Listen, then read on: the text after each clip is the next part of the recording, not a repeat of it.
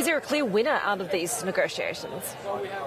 I think the UAW and the workers won these negotiations. I mean, they completely turned the tables on the car companies. I mean, for the last 10 years, or I'm sorry, longer than 10 years, they've had really, minor raises, and there were a lot of things they had given up during the financial crisis in 2008 that they wanted to get back. And while they didn't get everything, they got a lot. I mean, some of the biggest things are, they got a 25% wage increase across the board, plus something called COLA, which is the cost of living adjustment. So that's something that they had before the financial crisis and the bankruptcies that they wanted to get back. They got it. But you also saw big raises for people at the lower end of the pay scale. Temporary workers that were making $15 or $16 an hour are now going to start off at 21. They're going to get a ratification bonus.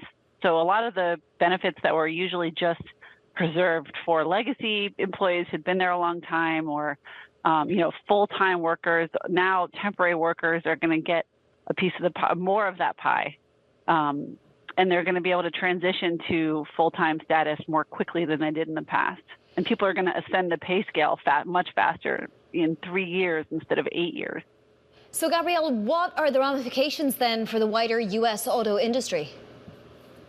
Well, I think that, it's been surprising. Some of the takes I've seen from Wall Street analysts are kind of shrugging this off and saying that, this isn't so bad. They knew they were going to have to pay up after what we saw inflation do in the past couple of years, and they can find efficiencies elsewhere. But I do think it's really tough it makes it harder for the Detroit automakers to, it almost sounds like a broken record at this point, but catch Tesla. Tesla is still non-union. They have lower labor costs. And, it's not just about matching wages. It's also about just having the flexibility to run the plant the way you want to.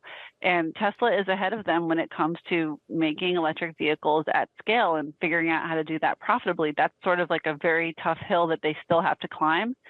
And now they have to do it with, a couple of $1 billion more in labor costs than they expected. But,